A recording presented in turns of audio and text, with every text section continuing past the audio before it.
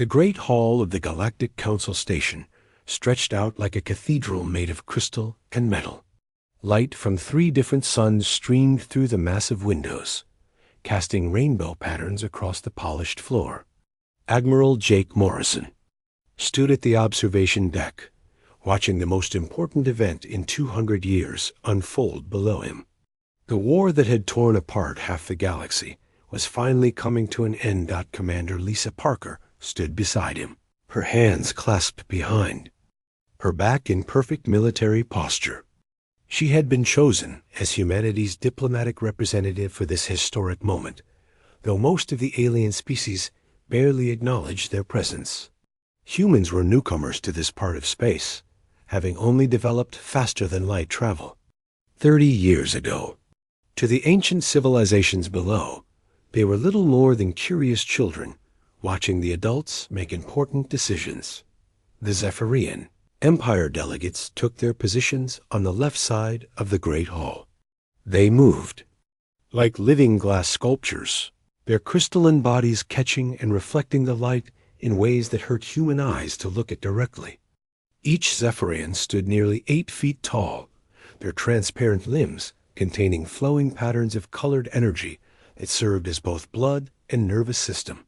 High Regent Vexthara, their leader, pulsed with deep blue light that indicated extreme fatigue.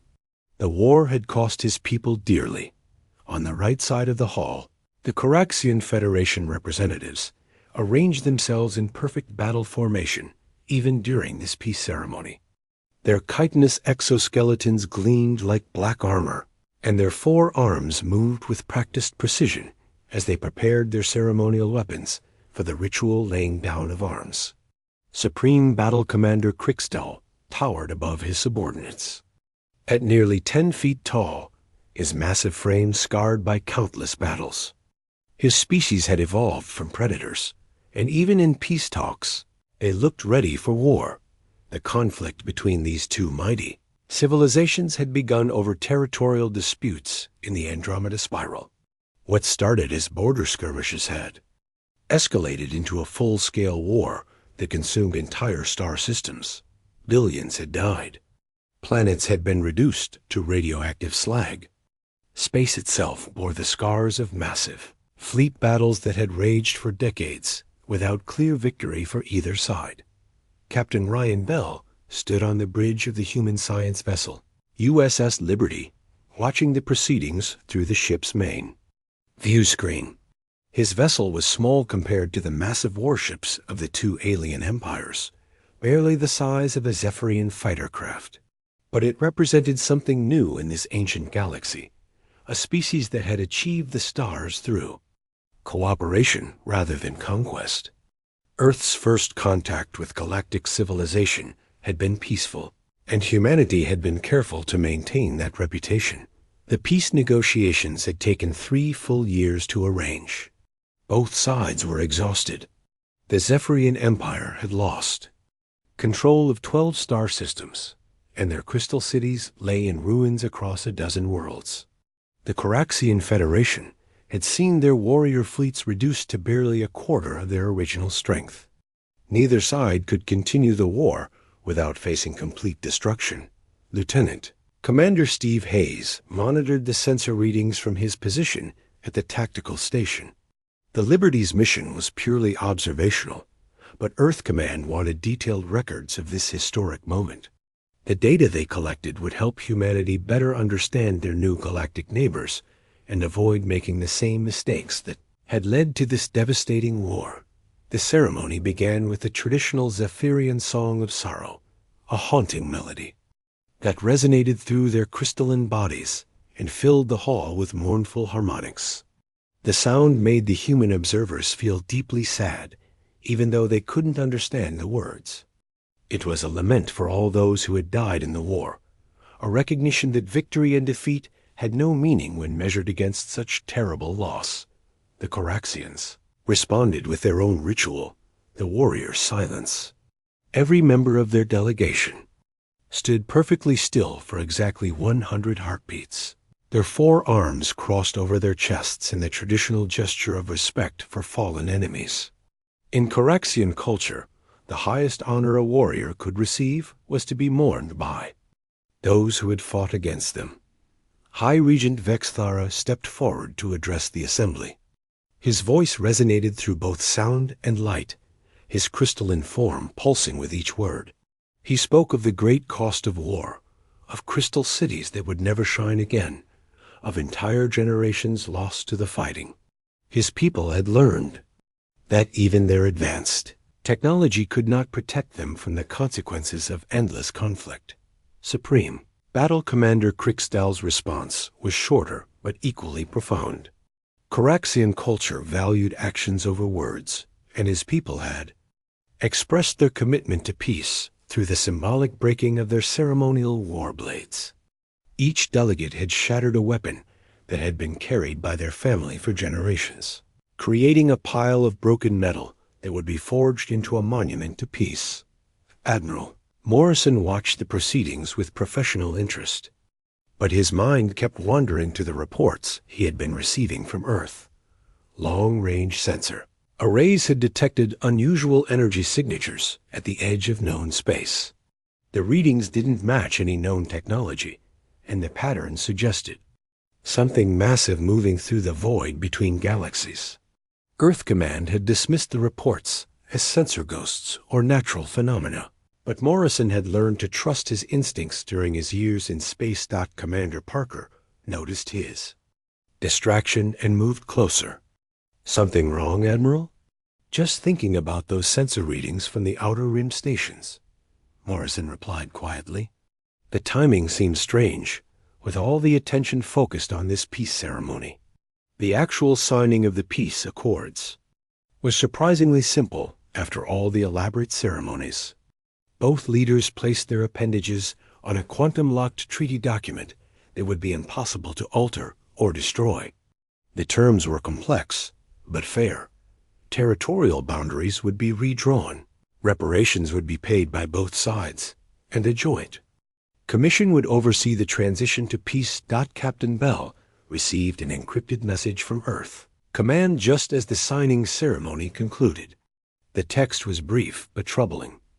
Long-range sensors detect massive energy signature approaching your sector. Unknown configuration. Proceed with extreme caution. Additional data follows. The attached files made Bell's blood run cold. Whatever was approaching was huge, larger than anything in the known galactic database. The energy readings suggested technology far beyond anything the Zephyrians or Coraxians possessed. Most disturbing of all, the object seemed to be deliberately heading toward the location of the peace ceremony. Bell immediately contacted Admiral Morrison through secure channels. The two officers conferred quietly while the celebration continued. Below, neither wanted to alarm the alien delegates without more information, but both agreed that the timing was too convenient to be coincidental. The peace ceremony concluded with a joint statement broadcast to every inhabited world in both empires. The war was officially over. Reconstruction could begin. A galaxy could finally start to heal from 2 centuries of devastating conflict. But as the delegates began to depart, and the great hall slowly emptied, none of them noticed the small group of humans exchanging worried glances. In the depths of space, something ancient and powerful was approaching. The peace they had just celebrated might be about to face its first and greatest test. The Liberty's sensor officer reported new contact at the extreme edge of their detection range. Whatever it was moving faster than anything should be able to travel, and it was heading directly toward them. Admiral Morrison made a decision that would change the course of galactic history. Instead of following standard protocol and reporting to Earth Command, he ordered the Liberty to maintain position and continue monitoring. Something told him that humanity was about to learn that their understanding of the galaxy was incomplete. The stars themselves seemed to hold their breath as an unknown force raced toward the site of the galaxy's greatest peace celebration. The war between the Zephyrians and Coraxians was over, but something much larger was about to begin. The peace accords were exactly 17 minutes old when every sensor array in the system began screaming warnings. Captain Bell stared at his instruments in disbelief as readings that should have been impossible flooded his screens. Something was tearing through space itself, creating a distortion so massive that it registered on gravitational sensors 3 star systems away. Lieutenant Commander Steve Hayes gripped his console as the Liberty shuddered from spatial distortions. Captain, I'm reading a wormhole opening. No, not a wormhole, something else. The energy output is beyond anything in our database. Whatever's creating this portal has technology that makes our best ships look like toys. The fabric of space began to ripple and tear near the 4th planet of the system. Reality itself seemed to bend and twist as something enormous forced its way through dimensions that weren't meant to be crossed. The portal grew larger and larger, crackling with energies that made nearby stars dim by comparison. High Regent Vexthara was still in the great hall when his crystalline body suddenly flared with alarm patterns. Zephyrian technology was sensitive to space-time distortions, and what he was sensing made his ancient mind recoil in terror. Impossible, he whispered, his voice creating harmonics of fear throughout the chamber. No known technology can create such a massive spatial rift. Supreme Battle Commander Krikstal's warrior instincts kicked in immediately. His 4 arms moved to weapons that weren't there, a reflexive action born of centuries of military training. The Coraxian's external sensors were already analyzing the distortion, and what they found made his warrior's heart skip several beats. This is not natural, he growled to his subordinates. Something is coming through, something large. Admiral Morrison watched from the observation deck as delegates from both species scattered in panic. The carefully orchestrated peace ceremony dissolved into chaos as ancient survival instincts overrode diplomatic protocol. Alarms blared throughout the station as automated defense systems tried to identify the approaching threat and failed completely. Commander Parker stayed at Morrison's side even as other human observers fled to the safety of their ships. Admiral, should we evacuate? The station's crew is abandoning their posts. Morrison shook his head grimly. We're here as Earth's representatives. We stay and observe, no matter what comes through that portal. The portal reached critical mass, and something began to emerge. First came the bow section, a wedge of metal so massive that it had its own gravitational field. Ships throughout the system were pulled slightly off course as the enormous vessel continued to push through the dimensional rift. The hull was scarred and pitted, marked by weapons fire that spoke of battles fought across impossible distances. Captain Bell watched in amazement as more and more of the ship emerged from the portal. Hayes, how big is that thing? Still calculating, sir. It's over 30 kilometers long and still coming. No, 40 kilometers. 50. Captain, this ship is larger than most asteroids. Its mass is registering as a minor planetary body. The massive vessel finally cleared the portal completely, and the rift collapsed behind it with a thunderclap that echoed across dimensions. The ship hung in space like a dark monument to warfare, its hull bristling with weapon systems that defied classification. Energy readings suggested power generation capabilities that could supply entire star systems. Admiral Morrison felt his blood turn to ice as he recognized certain design elements on the massive warship. The basic hull configuration was human, but scaled up to impossible proportions.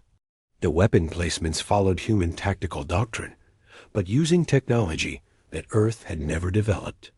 Most disturbing of all, the ship bore the markings of the United Earth Defense Force, markings that had been retired over a century ago. The silence that followed the ship's arrival lasted exactly 37 seconds. Then the communication. Arrays crackled to life, and a voice spoke across all frequencies in perfect galactic standard. The accent was unmistakably human. but carried undertones of authority that made even the alien delegates stop their panicked retreat. "This is Admiral Betty Collins of the human dreadnought Vengeance. We received reports of a war in this sector. We have come to participate." The words hit the assembled delegates like a physical blow. High Regent Vexthara's crystalline form flickered with confusion and terror. Impossible. The humans are a primitive species. They have only basic spaceflight capabilities. Their largest vessels are smaller than our fighters. Supreme Battle Commander Krickstall was already accessing the galactic database through his neural implants. What he found there sent chills through his warrior soul. The record showed humans as a recently spacefaring species, just as the Regent had said. But there were gaps in the data. Large, inexplicable gaps that suggested entire portions of human history had been classified or lost. Captain Bell tried to establish communication with the massive human warship, but his attempts were cut off before he could speak. "Admiral Collins." Voice came through the Liberty's speakers with crystal clarity.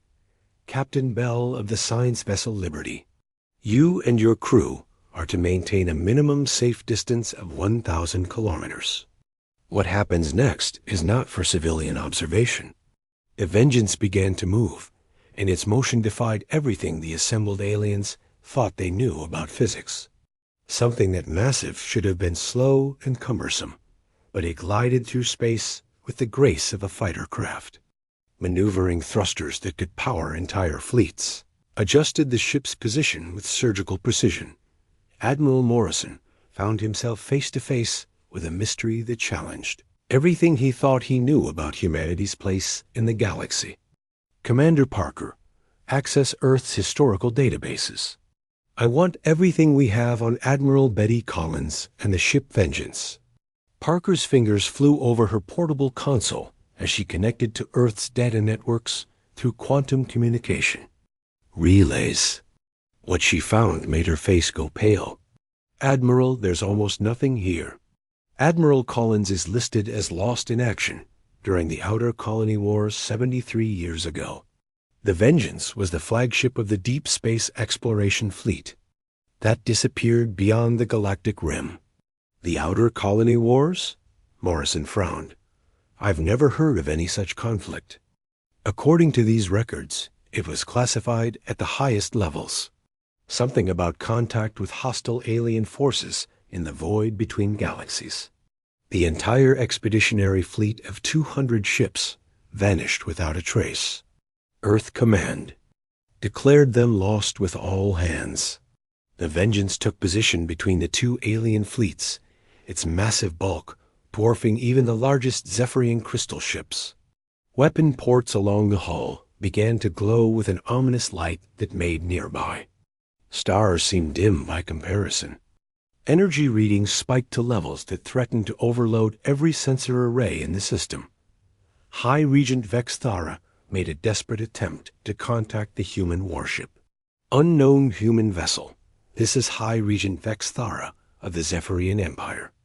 We have just concluded peace negotiations with the Coraxian Federation. There is no war here requiring your intervention." Admiral Collins' response was cold and measured.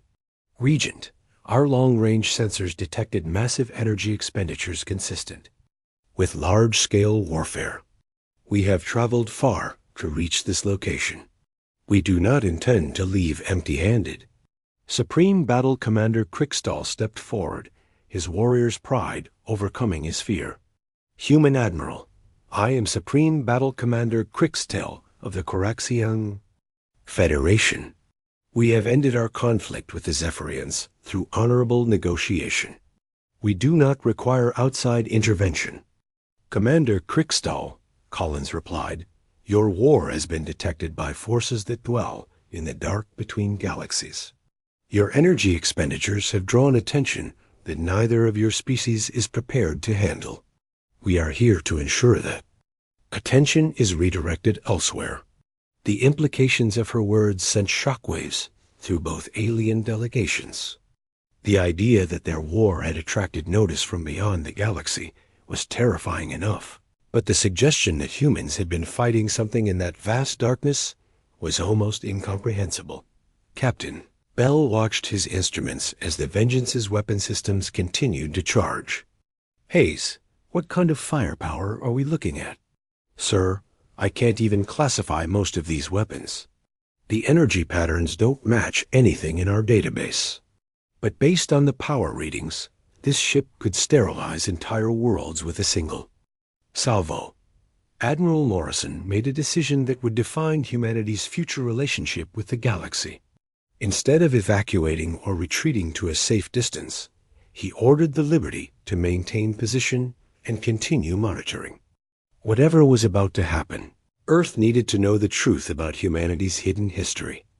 The Vengeance's communication array crackled again, and Admiral Collins' voice echoed across space with the authority of someone who had seen the darkest corners of the universe. All vessels in this system will power down their weapons and prepare to receive new instructions. The war you thought was ending was merely a prelude to conflicts you cannot imagine. As if to emphasize her point, long-range sensors detected new contacts at the edge of the system. Ships were approaching from the void between galaxies. Ships that matched no known configuration in any database. The war between the Zephyrians and Caraxians might have ended, but Admiral Morrison found himself staring at a holographic projection that challenged everything he thought he knew about humanity's place in the universe. Admiral Betty Collins stood before him in the Liberty's briefing room, her image transmitted directly from the massive dreadnought Vengeance. She was not what he had expected from the commander of such a fearsome warship. Collins appeared to be in her 50s, with graying hair, pulled back in a practical military style. Her uniform was human in design, but bore decorations and insignia that Morrison didn't recognize. Most disturbing were her eyes. They held the weight of someone who had seen too much war, fought too many battles, and made too many impossible decisions. Admiral Morrison, Collins began, her voice carrying undertones of exhaustion that spoke of decades in command. I can see the confusion and disbelief in your expression. Let me enlighten you about humanity's true history in space. What Earth tells its children about our peaceful expansion among the stars is a comforting fiction designed to let them sleep at night. The holographic display shifted to show star charts that Morrison had never seen before. Systems marked with human designations stretched far beyond the known boundaries of explored space, reaching into the void between galaxies where no civilization should have been able to survive. 73 years ago, Earth launched the Deep Space Exploration Initiative, Collins continued. 200 ships carrying the best and brightest of our species, sent to explore the galactic rim and establish humanity's first colonies beyond the local group. I was a young captain then, commanding the destroyer Halifax. We thought we were explorers seeking new worlds for humanity. Commander Parker leaned forward in her chair, fascinated despite the implications of what they were hearing. The records say your entire fleet was lost with all hands. Earth mourned you as heroes who died in the service of exploration. Collins' expression hardened. We were lost, in a sense, but we didn't die. We encountered something in the dark between galaxies that changed us forever. The Devourers, ancient machines left behind by a civilization that had consumed itself in an endless hunger for resources and energy. They had been dormant for millions of years, but our exploration fleet's energy signatures woke them up. The star chart zoomed in to show a region of space that appeared empty on conventional sensors. But Collins' enhanced display revealed the truth. Massive structures drifting through the void, each one larger than a small moon, and bristling with weapons that defied conventional physics. They consumed entire star systems, Collins explained, her voice taking on the mechanical tone of someone reciting a frequently told horror story. Not just the planets and their populations, but the stars themselves. They would arrive in a system, deploy some kind of energy harvesting technology, and drain everything until nothing remained but empty space and cosmic dust. Captain Bell watched from his position on the Liberty's bridge as more details emerged from the Vengeance's databanks. The scope of what humanity's lost fleet had faced was staggering. Thousands of Devourer ships spread across multiple galaxies, an automated swarm programmed to consume everything in their path. We fought them for 50 years, Collins continued. 50 years of running battles across the void, learning to build ships like the Vengeance, not for exploration, but for survival. We lost ships, crews, entire colonies that we had tried to establish. But we learned. We adapted. We became something that Earth would not recognize. Lieutenant Commander Hayes studied the technical specifications that the Vengeance was transmitting. The ship's capabilities were beyond anything in Earth's current arsenal. Weapons that could crack planets, shields that could withstand the energy, output of an entire star, and engines that allowed faster-than-light travel at speeds that should have been impossible. How did you defeat them? Morrison asked, though part of him wasn't sure he wanted to know the answer. Collins smiled grimly.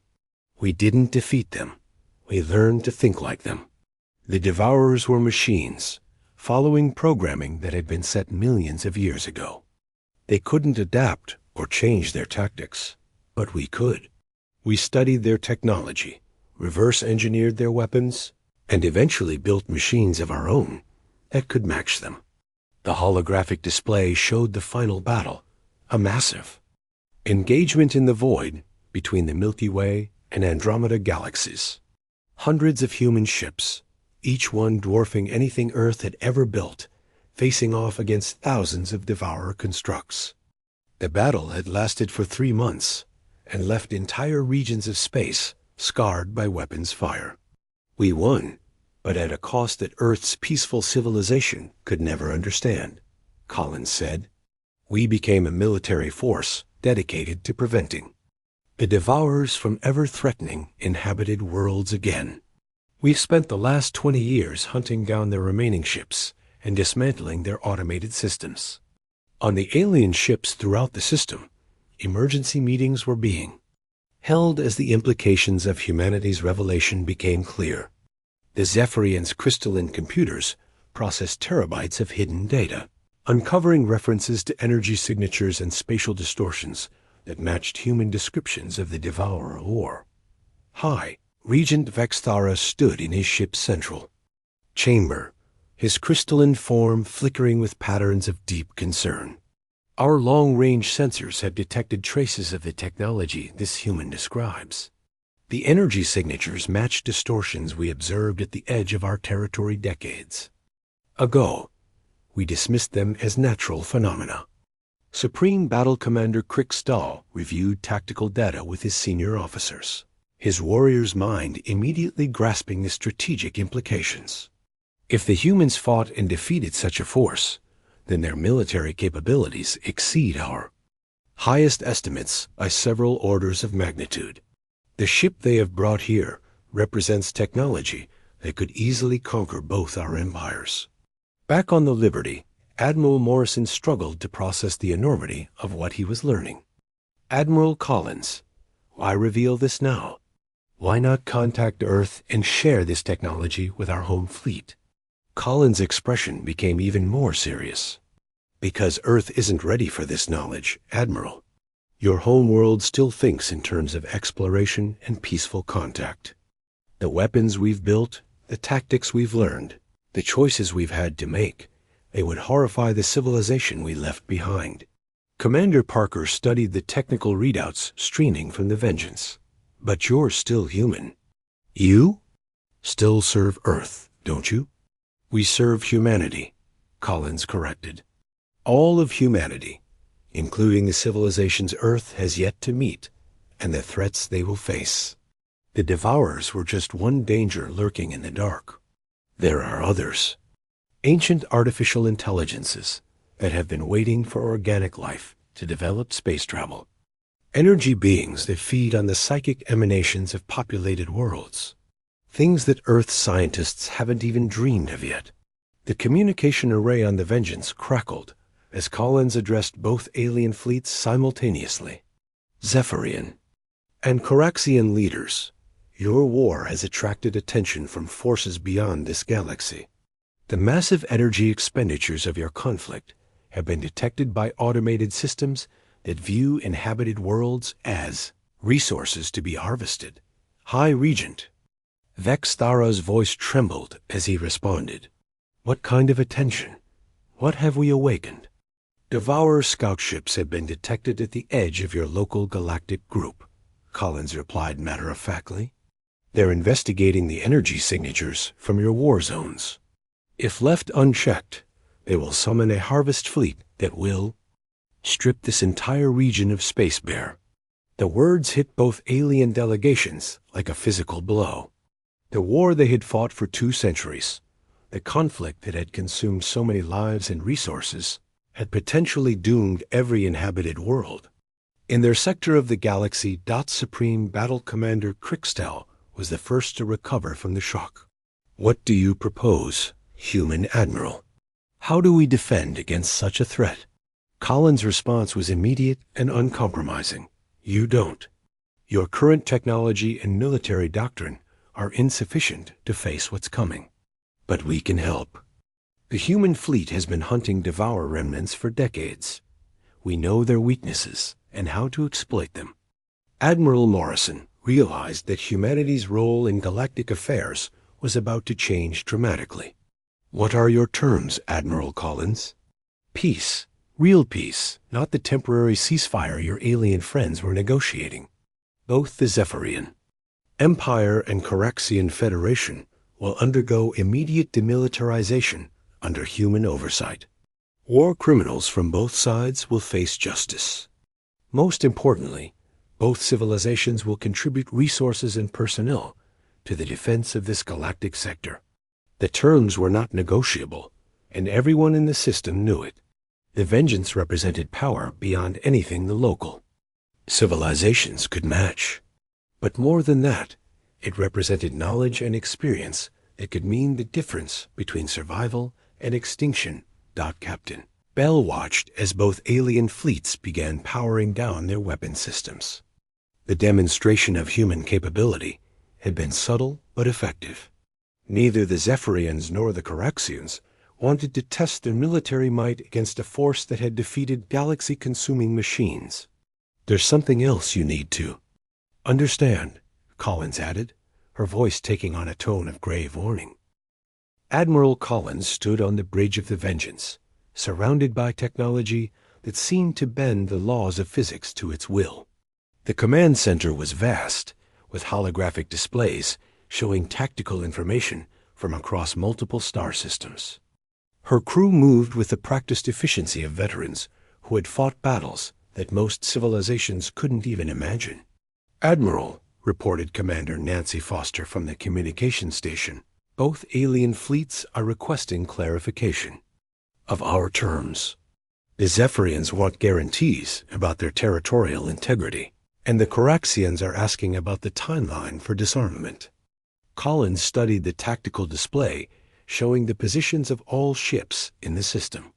The alien vessels were maintaining defensive formations despite having powered down their primary weapons. Decades of warfare had taught both species to be cautious, even in the face of overwhelming force. They still don't understand, Collins said quietly. They think this is a negotiation between equals.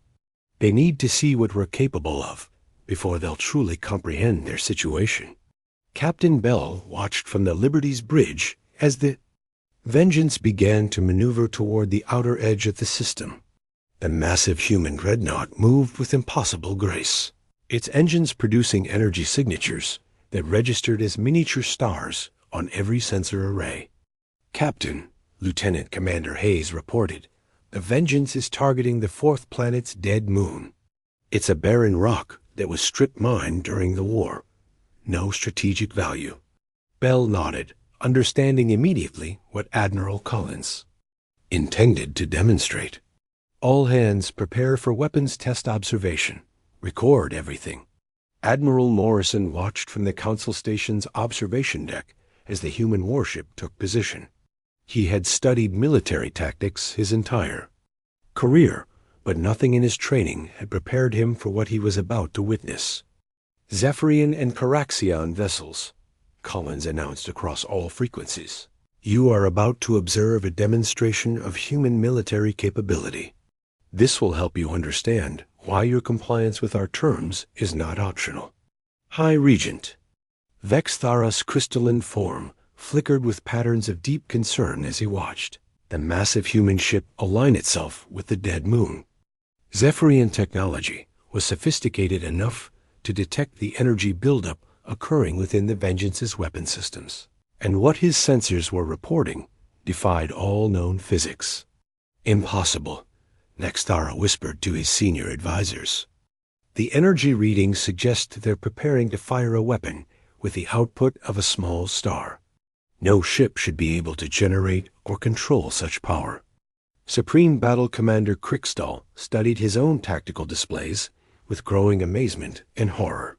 His warrior's instincts recognized the signatures of weapons designed for purposes beyond conventional warfare. They're not targeting the moon to destroy it, he said to his officers. They're targeting it to demonstrate something far beyond destruction. On the Vengeance's bridge, Collins received confirmation that all weapon systems were ready. The ship's main cannon, a device called the Hellstorm Lance, had been charging for the past 10 minutes.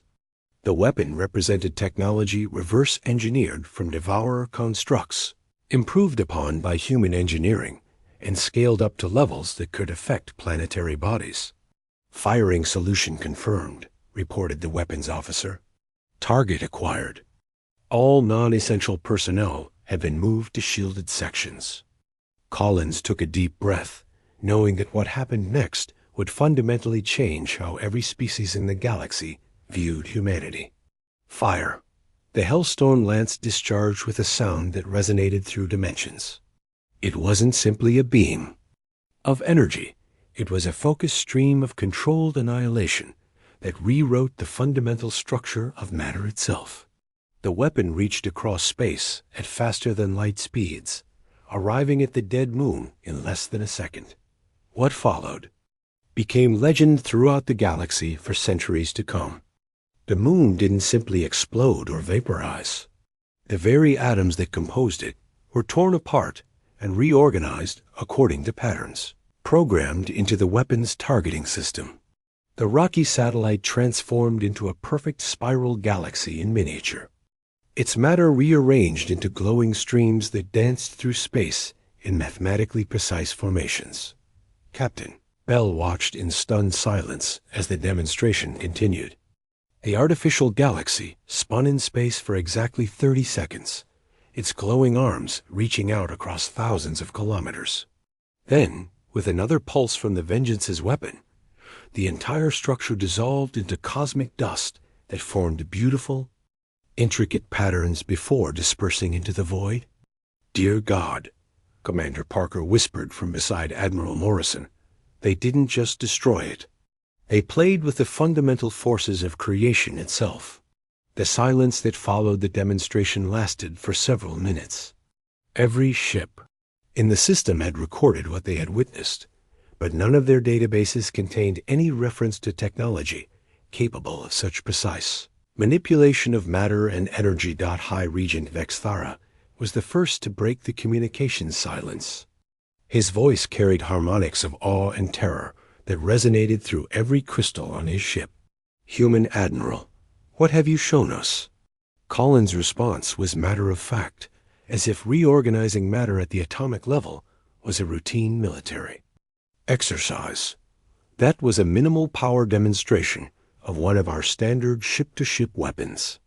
The Hellstorm Lance can be configured for various purposes: planetary bombardment, space-time manipulation, or precise matter reorganization, as you just observed. Supreme Battle Commander Krickstall found his warrior's courage failing him for the first time in his military career.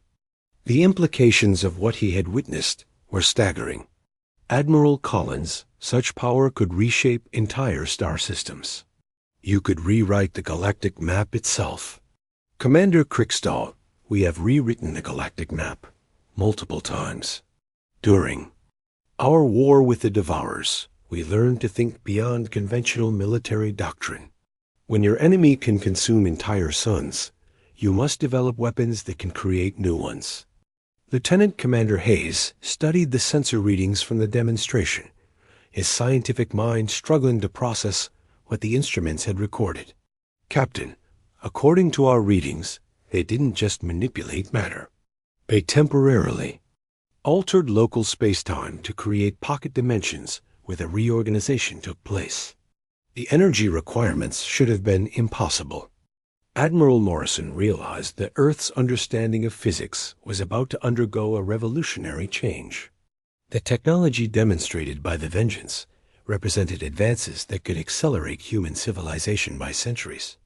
Admiral Collins, Morrison said through the open communication channel, Earth Command will want to know about these technological developments. When do you plan to return and share this knowledge with our home world? Collins' expression grew somber. Admiral, Earth isn't ready for this technology. The weapons we've developed could destroy our home world in seconds if misused. The responsibility of possessing such power has changed us in ways that peaceful Earth couldn't understand. On the alien ships, emergency conferences were being held. As the implications of human capability became clear, both the Zephyrian Empire and Caraxian Federation possessed weapons that could devastate planets. But what they had just witnessed went far beyond mere destruction. They can reorganize matter itself, Vexthara explained to his council. They could transform our crystal cities into anything they desired. Our entire civilization could be reshaped according to their will. Crickstall addressed his senior warriors with the grim acceptance of a commander who recognized superior force. We have no choice but to accept their terms. Our weapons are useless against technology that can rewrite the fundamental nature of reality. Commander Foster reported from the Vengeance's communications station. Admiral, both alien fleets are requesting immediate negotiations. They're ready to discuss terms for full compliance with our demands. Collins nodded, knowing that the demonstration had achieved its intended effect. Open channels to both fleets. Begin transmission of our detailed peace proposals. The terms that followed were comprehensive and non-negotiable. Both the Zephyrian Empire and Caraxian Federation would undergo immediate and complete disarmament under human supervision. War criminals from both sides would be tried before human military tribunals. Most importantly, both civilizations would contribute resources, technology, and personnel to a new galactic defense force designed to protect against threats from beyond known space. Captain Bell received new orders from Admiral Collins as the negotiations proceeded. Captain, the Liberty is to serve as liaison between the human fleet and Earth Command. You'll be responsible for preparing our home world for gradual revelation of humanity's true capabilities and the threats we face. Admiral Morrison understood that his mission had fundamentally changed. Instead of observing a peace ceremony, he had become witness to humanity's emergence as a galactic superpower. The peaceful civilization of Earth would have to learn that their lost explorers had become something unprecedented in galactic history. Demonstration of the Hellstorm Lance had lasted only 30 seconds, but its effects would reshape interstellar relations for generations to come. 6 months after the arrival of the Vengeance, the galaxy looked completely different than anyone could have imagined. Captain Bell stood on the observation deck of the newly constructed Harmony Station, watching Zephyrian crystal shapers working alongside Caraxian engineers to rebuild worlds that had been devastated by 2 centuries of war. The sight would have been impossible just a year ago. Admiral Morrison had returned to Earth 3 times to brief the Planetary Council on humanity's new role in galactic affairs. Each trip had been more difficult than the last as Earth's peaceful. Governments struggled to understand that their lost explorers had become something unprecedented in galactic history. The revelation that humanity possessed weapons capable of reshaping reality itself had caused heated debates in every Earth Parliament. Commander Parker now served as the first director of the Interspecies Cooperation Council, a new organization headquartered on Harmony Station. Representatives from dozens of civilizations that had lived in fear of the Zephyrian Caraxian War now worked together on projects that would have been unthinkable during the old era of constant conflict. Director Parker, announced Lieutenant. Sandra Mills, the station's communications officer, were receiving a priority transmission from the Outer Rim monitoring stations. Long-range sensors have detected Devourer scout ships approaching the Andromeda interface. Parker nodded calmly, though inwardly she felt the familiar chill that came with reports of humanity's ancient enemies. Alert Admiral Collins immediately. Initiate Defense Protocol 7. The Vengeance had remained in the sector as both guardian and symbol of humanity's commitment to galactic peace. Admiral Collins had established a rotating patrol system using ships from the human deep space fleet, vessels that appeared seemingly from nowhere whenever threats were detected at the galactic Rim.High. Regent Vexthara had adapted to the new order with surprising grace for a leader whose empire had been completely transformed.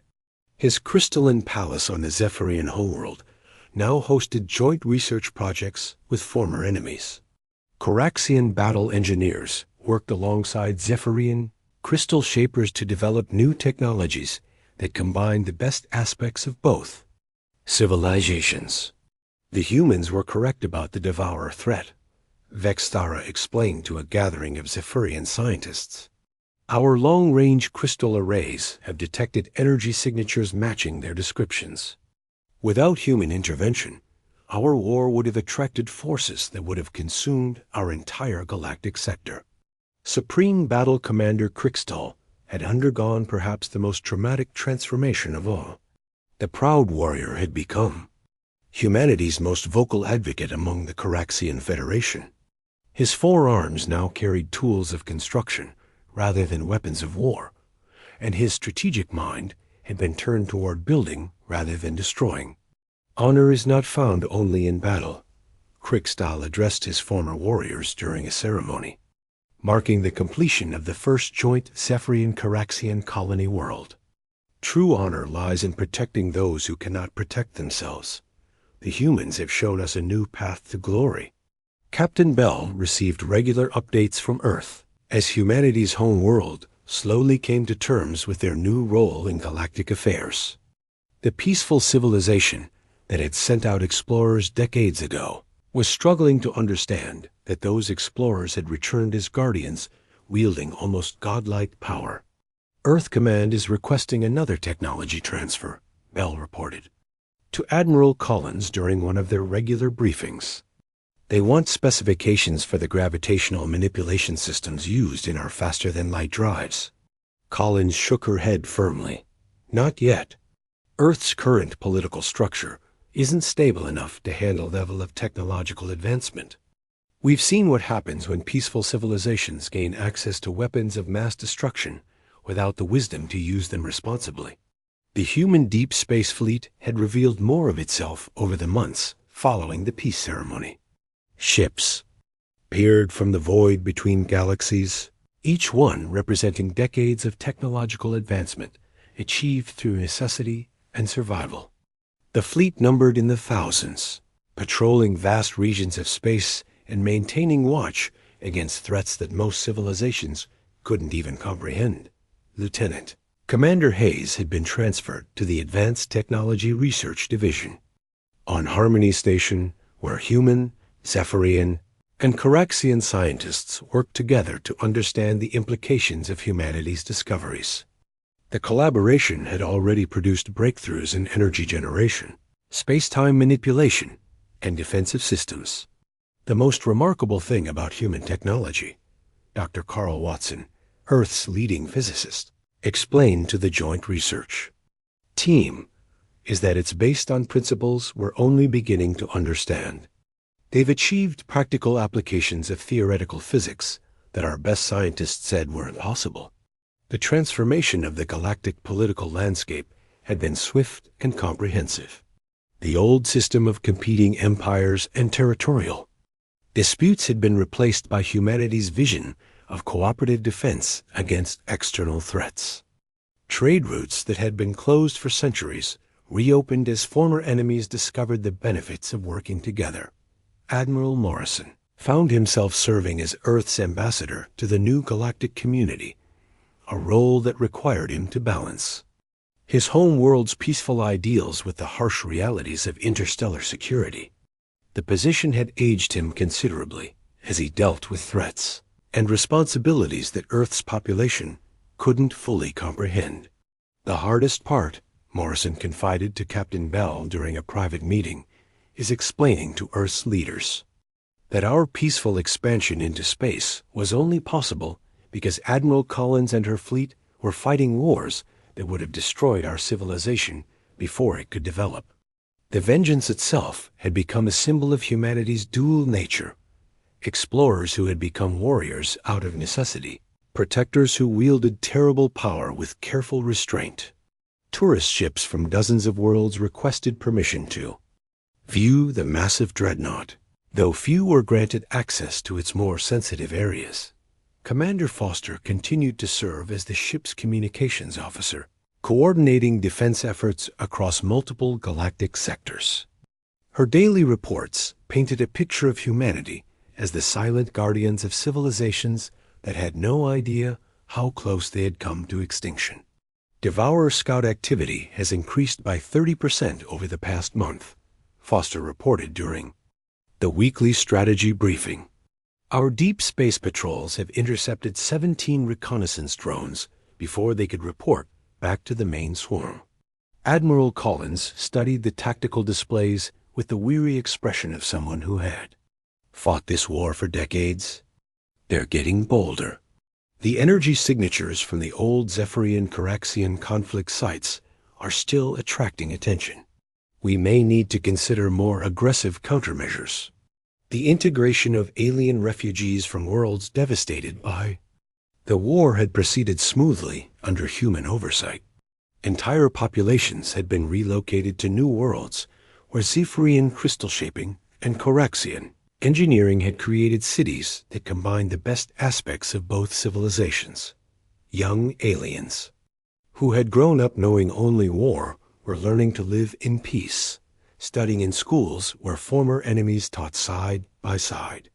The sight of Zephyrian children playing with Caraxian youngsters had become common on the new colony worlds, a symbol of how quickly the new generation adapted to humanity's vision of cooperation. The psychological transformation has been remarkable, reported Dr. Alice Turner, the chief psychologist for the integration program. Species that had been conditioned for centuries to view each other as mortal enemies are learning to work together with surprising speed. Earth's gradual introduction to galactic civilization continued under careful human supervision. Selected Earth scientists and military officers were brought to Harmony Station for advanced training, but the full scope of humanity's capabilities remained classified at the highest levels. The revelation that Earth's peaceful expansion into space had been protected by a hidden military force had caused significant political upheaval on humanity's home world. Some factions demanded immediate access to the advanced technologies, while others worried about the militarization of their society. Earth isn't ready for the truth, Admiral Collins explained to a gathering of Earth's senior officials via secure transmission. Your civilization developed in isolation, protected by distance and luck. You haven't faced the kind of existential threats that forge the hard choices we've had to make. The establishment of the Galactic Defense Force had proceeded ahead of schedule as more species volunteered resources and personnel for protection against external threats. The force combined human tactical doctrine with alien technologies and warrior traditions, creating a military organization unlike anything the galaxy had ever seen. Training facilities on remote worlds taught former enemies to fight side by side against threats that dwarfed their previous conflicts. Zephyrian crystal warriors learned human battle tactics while Caraxian strategists studied defensive formations designed to counter galaxy-consuming machines. Captain Bell often reflected on how quickly everything had changed as he watched mixed crews working aboard human vessels.